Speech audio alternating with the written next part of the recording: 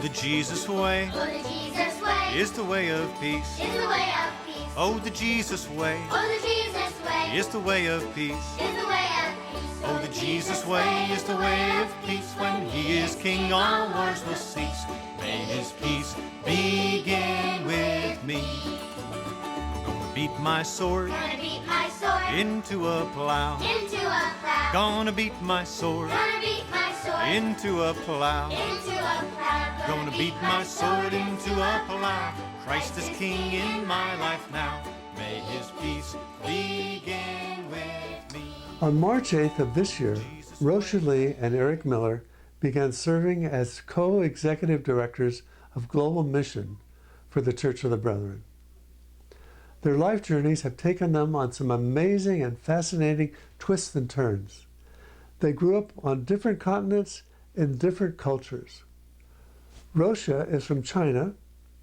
Eric grew up in York, Pennsylvania. But both attended colleges in the United States.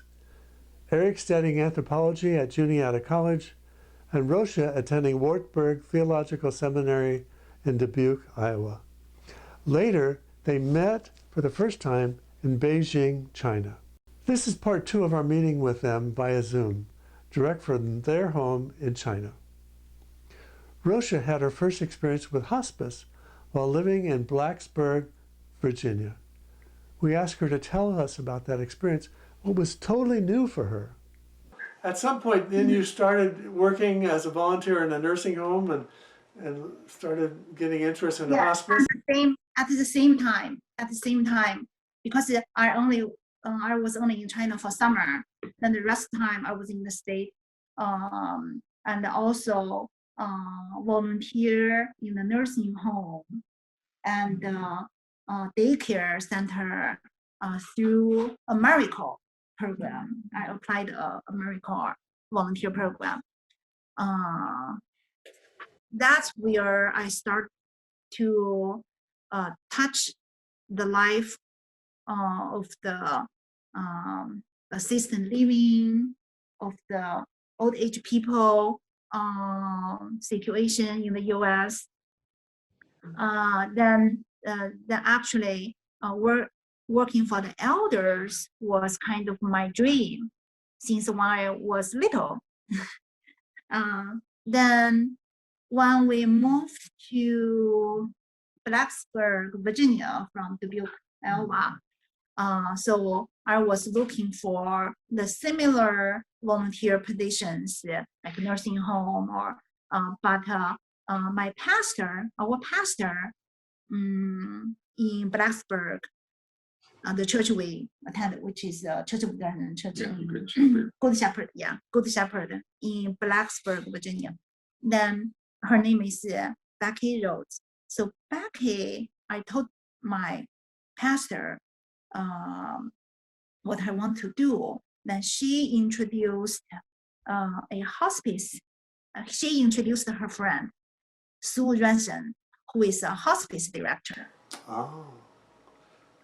So that was my first time to heard about the hospice, even though I was working at a nursing home for a while. So I got an opportunity to talk to Sue Ranson. Then I was thrived by the philosophy of the hospice. So I started to volunteer again at the Good Samaritan Hospice in Virginia. That's how I started that experience with hospice. And when we both decided coming back to China, we think hospice is a very good concept and people's need, but it's empty in China. So we want to bring the service. At some point, you got an email from Lee Yang Chuan. So where were you then? Were you still in Virginia or were you back in China? Because that was for the 100th anniversary of when the Church of the Brethren Hospital was opened. in Pinding, and the actual name of the Church of the Brethren Hospital in Pinding was Youai Hospital, like the name of the hospital that Li Youchuan also manages. And Yo I means friendship and love? Well, yeah, and that's the way the New Yorker translated it. That's the characters for friendship and love. So that's very, but that was the name that, Yo I, so it's friendly love or platonic. I don't know. It's the best way to translate the term. There's different ways you can try to translate the Chinese into the English, but that was the name. Yo Ai Hui was the Church of the Brethren in China. That was the name that the Church of the Brethren went by in China. And the name of the hospital here was the Youai Hospital. So sometimes I've actually also translated as the Brethren Hospital. What did that email say? Was it an invitation, or what was it about?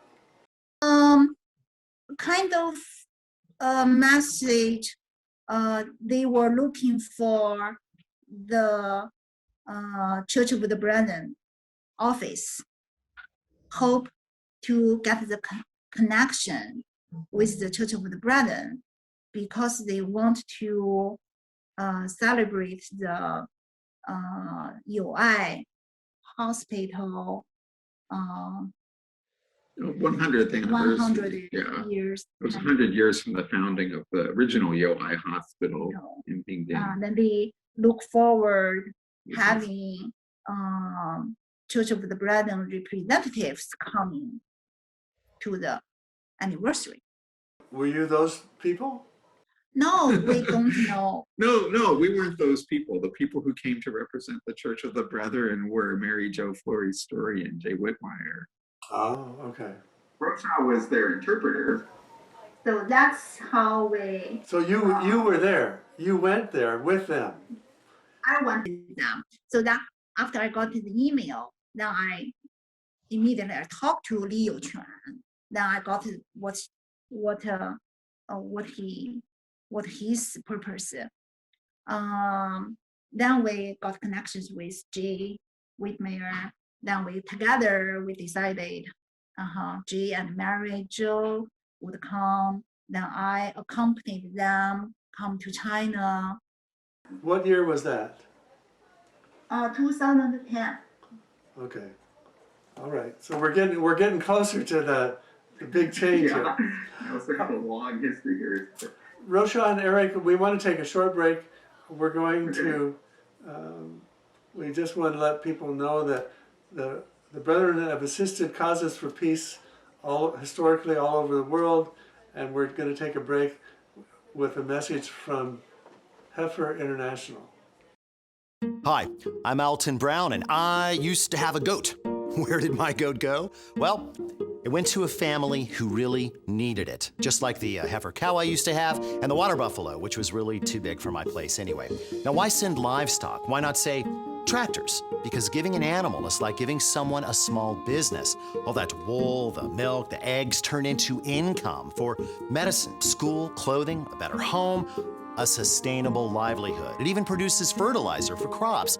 And of course, it makes more livestock, because animals make baby animals. That's what they do. The next thing you know, the family that you gave your gift to is passing on the gift of the animal's offspring to another family who does the same thing, and so on, until pretty soon you have helped to lift an entire community out of poverty, all with your gift to Heifer International. That is a recipe for lasting change. The Brethren have long been involved in helping people around the world, and we're very happy to have a connection with Heifer International and what they're doing. So now we're going to go back to China and talk with Eric, Ruoxia, and Joanna. In 2012, if you decided to move to China in 2012, and you moved to Yangchuan, and at that point you started to introduce hospice care at the hospital? Yeah. Yes. How did you make the decision to move back to China in this amazing journey and bringing this mission to bring hospice care to Shanxi Province. After the seminary, I was calling to go back to China, but didn't know when and what to do yet. Okay. And also for the education I got from seminary, to going back to the community where I come from, to serve the community.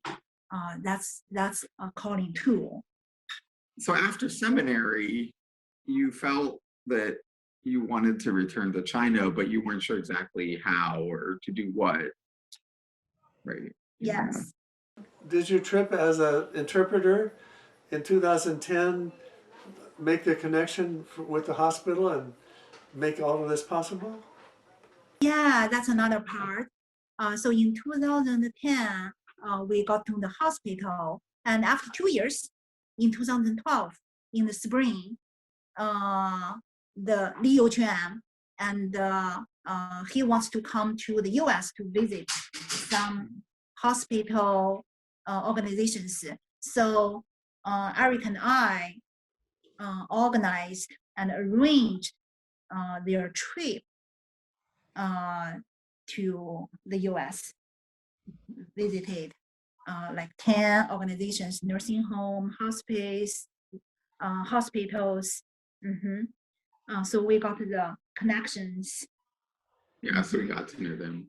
got to them more, and we were discussing, and we both have a wish to go back to China, and they want to develop the hospital. So we kind of come together. Yeah, so in 2010, Ruoxia was interpreting for the anniversary of the Church of the Brethren in China. But they met, and so they wanted to come to the U.S. and visit hospitals and so forth. So they came in 2012 to visit those places, and then Dr. Li Youquan was interested in having me come to the hospital to help with management and developing international connections there. And Ruoxia was volunteering at the hospice at that time, and she became interested in thinking what she really wanted to do in China was to set up a hospice program in China. So those things kind of came together. We had the opportunity to work with the hospital and to come back to China to do that. And I guess for me too, after being in the US for a number of years, we were kind of anxious to get back to China as well. And that kind of happens. We're in China. If we're in the US for a long time, we want to come to China. If we're in China for a long time, we start to feel like it'd be nice to be back in the US. Do you need a special visa from the Chinese government to come and work in China? Yeah, so I got a work visa, which was through the hospital. Of course, Ruoxia still has a Chinese passport, so for her to come back to China is not a problem. But for me to be in China, I needed to have a long-term visa. So I got a work visa because I was working with the hospital, so they helped apply for that. Ruoxia, tell us more about the Chinese culture around death and dying, because you said there was nothing in the history of care for people that was anything like hospice. In Chinese culture, people don't like to talk about die or death. But maybe it's kind of universal. It is a little bit universal. People don't want to talk about it, and think it's an unfortunate thing. And the second thing is for dying people or for the sick people, Chinese people think it's a family thing. Family should take care of them, not from the outsiders. So when people get sick or close to the dying with a lot of pain, then in in the hospital, the hospital wants them to go home. Okay, when they go home, there's no professional service, and the family don't know how to take care of them. That's actually that is universal also, I think. Yeah. Yeah. They just didn't have anything set up. There was a few hospice centers across the country, not very many, and actually they're more like nursing homes and hospice care, really. And they are in China, and in the recent 2 years has been growing. I mean, for the social workers, but it's still very lacking. The system and training and the service of the social workers. This part. What I typically say in China is what's been happening before and what's still happening mostly is patients are either in the hospital getting treatment for their disease, oftentimes beyond where it's really helpful to do so, or they go home without any support at all, without any pain management or anything. So it's either you're in the hospital getting excessive care or you're at home getting nothing. So you're trying to bridge that gap and provide hospice care where people can get pain management, symptom management in the end of life to be more comfortable, whether they're at home or in the hospital.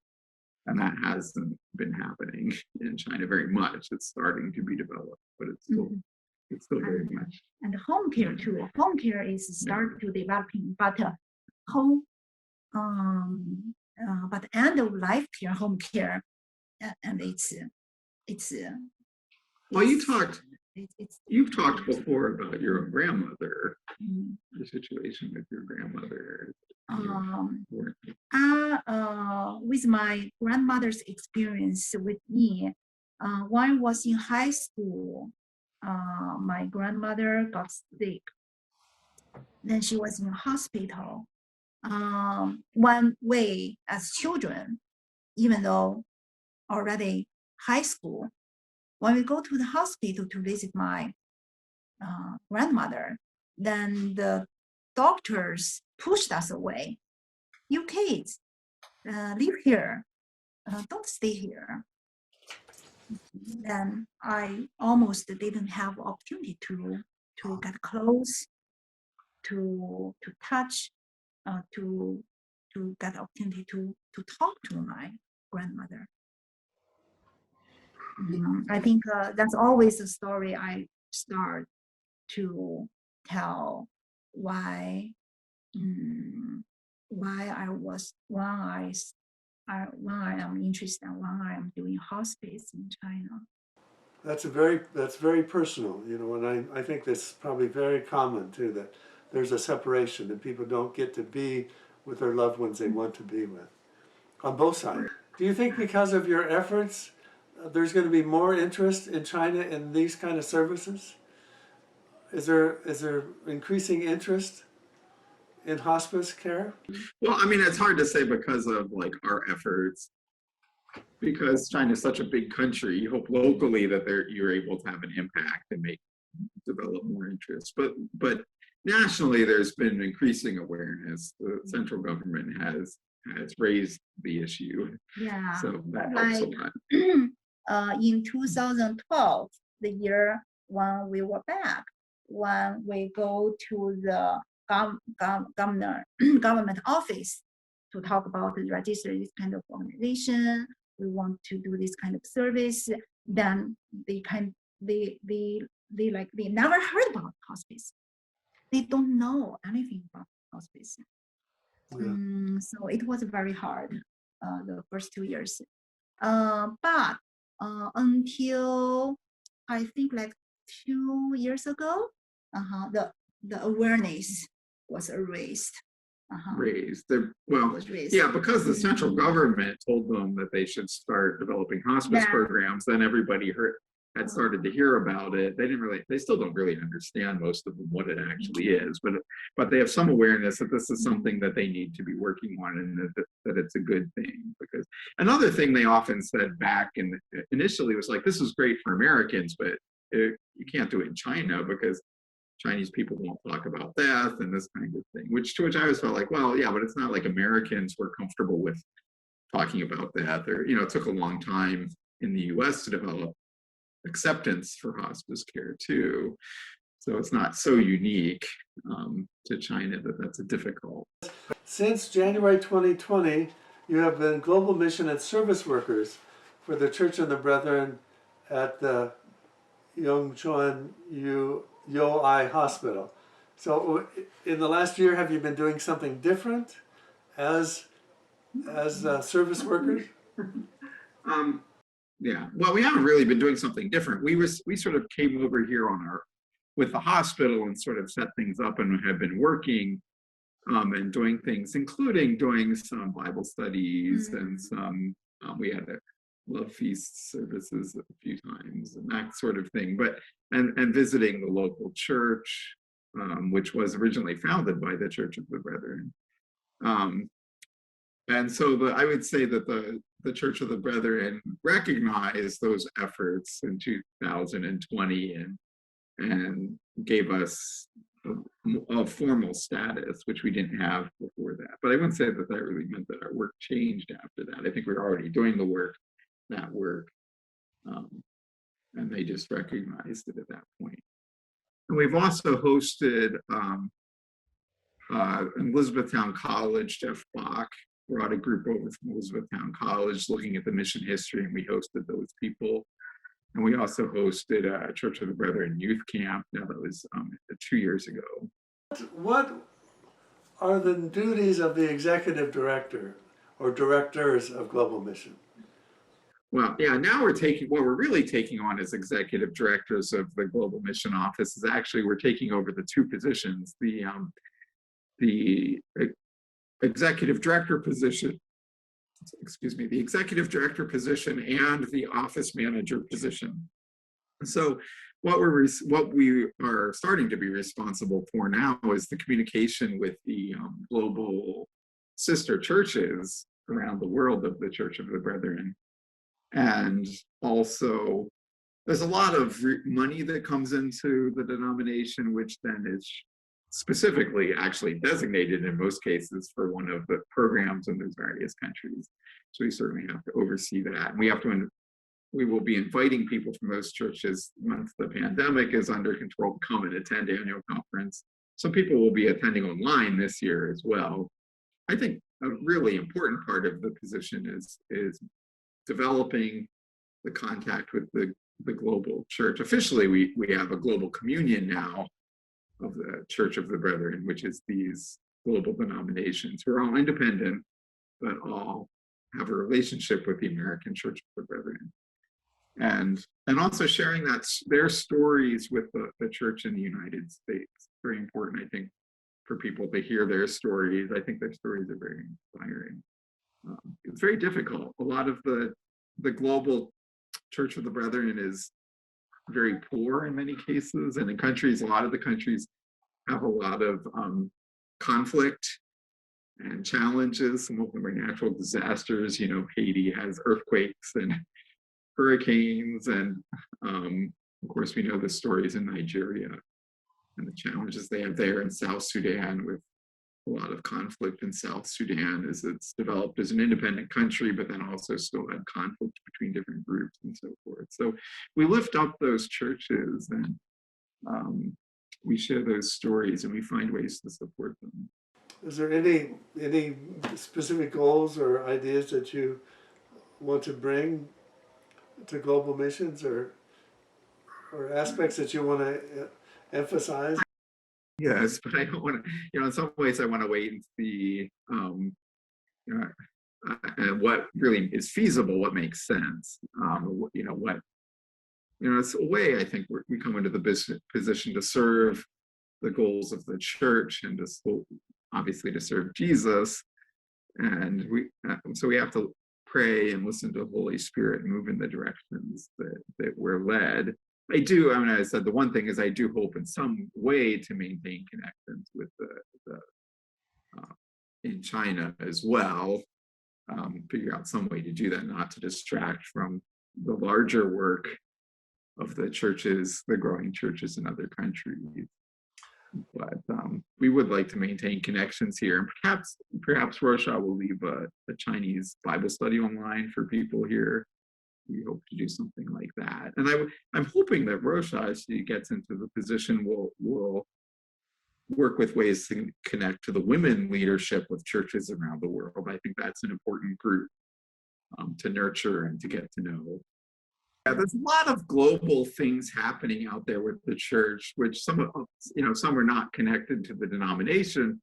Local congregations are sponsoring missionaries in other countries, and there's different groups related to the church doing mission work and doing travel. And I would like to try to reach out, connect to those groups, and just even if it's just a matter of being aware and praying for what's going on or sharing their stories more widely. But I do think that it's important to have this broad awareness that the church is doing a lot around the world. And I think it's important to connect to and share that work.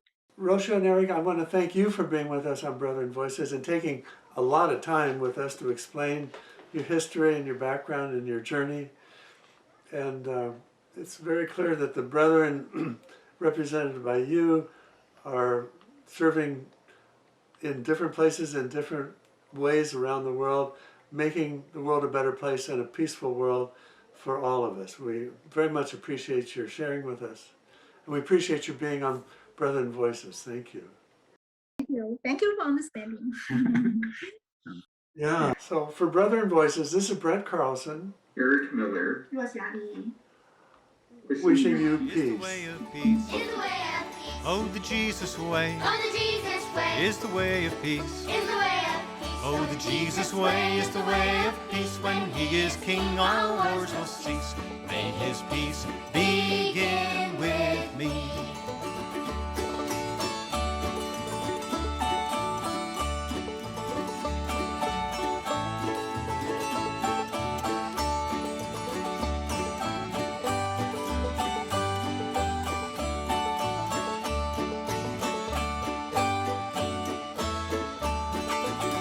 All those who tread All those who tread the path he trod, the path he trod. all those who tread All those who tread the path he trod, the path he trod. all those who tread the path he trod shall be called the friends of God.